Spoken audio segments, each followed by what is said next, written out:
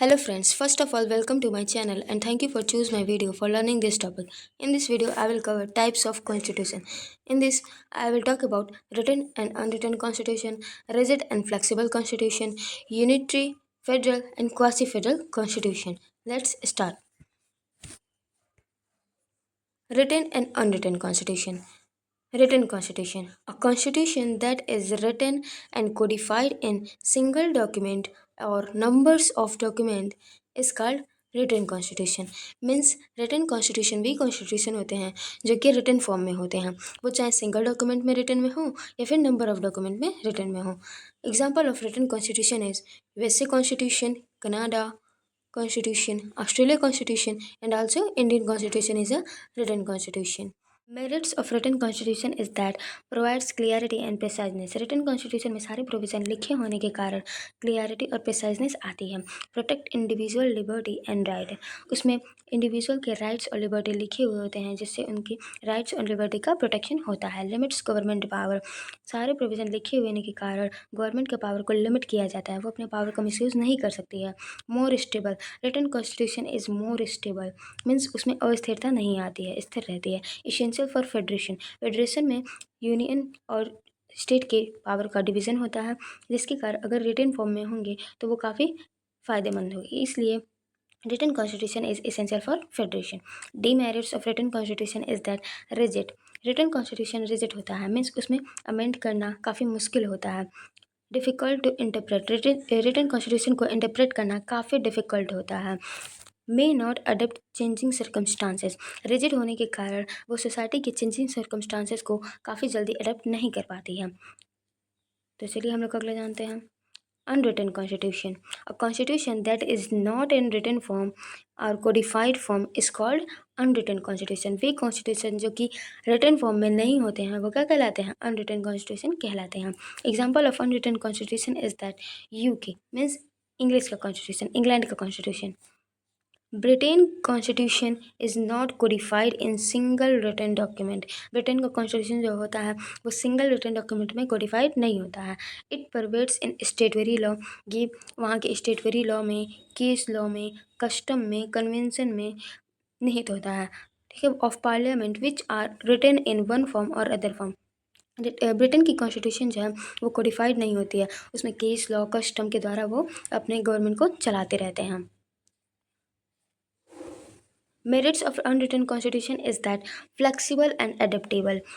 Unwritten constitution flexible होता है और अडेप्टेबल होता है मीन्स वो सोसाइटी के सर्कमस्टांसेस को काफ़ी जल्दी ही अडेप्ट कर लेता है और उसे अमेंड करना काफ़ी आसान होता है जिसके कारण वो फ्लेक्सिबल होता है. Evolves with changing circumstances. Unwritten constitution जो होता है सोसाइटी के चेंजिंग सर्कमस्टांसेस के साथ इवॉल्व होता है मीन्स विकसित होता है. Demerit of unwritten constitution is that lack of clarity and preciseness. Means unwritten constitution में प्रोविज़न न लिखे होने के कारण, रिटन फॉर्म में न होने के कारण उसमें क्लैरिटी और प्रिसाइजनेस नहीं आ पाती है, उसकी कमी रहती है. May lead abuse of power. Way government जो कि पावर में होती है वो अपने पावर का मिसयूज़ कर सकती हैं क्योंकि प्रोविज़न लिखे हुए नहीं होते हैं. Not suitable for federation. Unwritten constitution जो होता है वो फेडरेशन के लिए सुटेबल नहीं होता है. अगला है unitary constitution. A constitution that concentrates power in central government is called unitary constitution. Means वे कॉन्स्टिट्यूशन जिसमें सारे पावर जो है सेंट्रल गवर्नमेंट में कंसंट्रेट होते हैं मीन्स उसी के द्वारा यूज़ किए जाते हैं वो क्या कहलाती है? यूनिटरी कॉन्स्टिट्यूशन कहलाती है. Example of unitary constitution is that UK, Sri Lanka, China, etc. Characteristic of unitary constitution is that means feature of unitary constitution is that no division of power. unitary constitution में डिवीज़न ऑफ पावर नहीं होता है, सारे power central के द्वारा use किए जाते हैं. No requirement of written constitution. Division of power न होने के कारण किसी रिटन कॉन्स्टिट्यूशन की ज़रूरत नहीं होती है. मे और may not independent judiciary. Unitary constitution में इंडिपेंडेंट जुडिशरी हो भी सकती है और ना भी हो सकती है. Single citizenship. यूनिटरी कॉन्स्टिट्यूशन में सिटीजनशिप का कॉन्सेप्ट सिंगल होता है मीन्स सारे नागरिक सिर्फ सेंट्रल के ही नागरिक होते हैं, यूनियन के नागरिक होते हैं, वे किसी स्टेट के नागरिक नहीं होते हैं. अगला है Merits of unitary constitution is that provides strong government. सारे पावर जो है सेंट्रल के पास नहीं होने के कारण गवर्नमेंट काफ़ी स्ट्रांग होती है।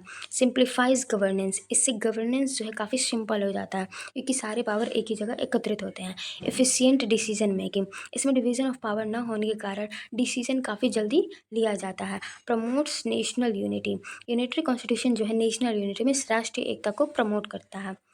फ्लेक्सिबल, यूनिटरी कॉन्स्टिट्यूशन फ्लेक्सिबल होता है क्योंकि इसमें सारे पावर सेंट्रल के द्वारा यूज़ किए जाते हैं, इसलिए इसमें अमेंड करना काफ़ी इजी होता है और एक ही गवर्नमेंट के द्वारा अमेंड किया जाता है, जिस कारण ये फ्लेक्सिबल हो जाता है।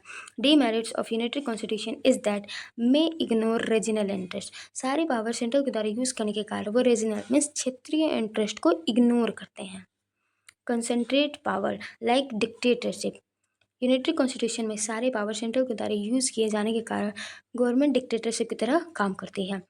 Not suitable for a country federal country, way country जो कि फेडरल होते हैं उसके लिए यूनिटरी कॉन्स्टिट्यूशन सुटेबल नहीं है।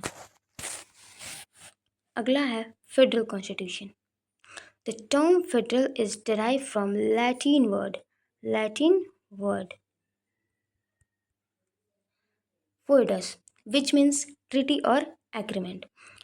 फेडरल कॉन्स्टिट्यूशन वे कॉन्स्टिट्यूशन होते हैं that divides power between central and regional governments, वे कॉन्स्टिट्यूशन जिसमें पावर जो है सेंट्रल और रीजनल मीन्स स्टेट गवर्नमेंट में पावर का डिवीजन होता है, वे कॉन्स्टिट्यूशन कौन से कॉन्स्टिट्यूशन होते हैं? फेडरल कॉन्स्टिट्यूशन होते हैं।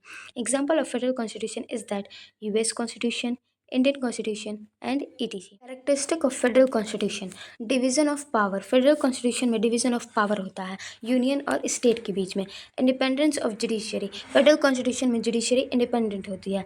ड्यूअल सिटीजनशिप, फेडरल कॉन्स्टिट्यूशन में सिटीजनशिप का कॉन्सेप्ट ड्यूअल होता है, मीन्स एक सिटीजनशिप यूनियन की तरफ से और एक सिटीजनशिप स्टेट की तरफ से। टू टायर ऑफ गवर्नमेंट, इसमें टू टायर ऑफ गवर्नमेंट का कॉन्सेप्ट होता है, एक यूनियन और एक स्टेट। अगला है merits of federal constitution, protect regional interest, federal constitution से रीजनल इंटरेस्ट मीन्स क्षेत्रीय इंटरेस्ट का प्रोटेक्शन होता है क्योंकि पावर का डिवीजन होने के कारण गवर्नमेंट काफ़ी अच्छे तरीके से काम कर सकती है रीजनल क्षेत्र में भी। Promote unity and diversity, federal constitution जो है यूनिटी और डाइवर्सिटी को प्रमोट करती है, मीन्स उसका प्रोटेक्शन होता है, एकता में विविधता का प्रोटेक्शन होता है। इनकरेज कोऑपरेशन, फेडरल कॉन्स्टिट्यूशन जो है कोऑपरेटिव तरीके से काम करती है, उसका गवर्नेंस कोऑपरेटिव तरीके से हो सकता है। Administrative efficiency because of division of power and work, division of power होने से गवर्नमेंट जो है काफ़ी एफिशिएंसी के साथ काम कर सकती है क्योंकि उनकी बर्डन कम हो जाते हैं। Demerits of federal constitution is that complex and difficult to manage, federal constitution काफ़ी कॉम्प्लेक्स होती है और इसे मैनेज करना काफ़ी डिफ़िकल्ट होता है। May lead to conflict between government, power का डिवीजन होने से कभी कभी स्टेट और यूनियन के बीच में किसी टॉपिक या किसी पावर को लेकर कन्फ्लिक्ट होते रहते हैं। मोर रिजिड, फेडरल कॉन्स्टिट्यूशन जो है काफ़ी रिजिड होता है क्योंकि उसमें अमेंडमेंट बायलेटरल होते हैं, मीन्स स्टेट और यूनियन दोनों के द्वारा ही उसमें अमेंडमेंट किए जा सकते हैं। Inefficient decision making, federal constitution में डिसीजन जो है इनएफिशिएंट होता है, मीन्स डिसीजन काफ़ी जल्दी नहीं लिए जाते हैं। अगला है quasi federal constitution, a constitution which has both feature, unitary feature and federal feature, that is called quasi-federal constitution. Indian constitution is quasi-federal constitution. It is said by K.C. Ware.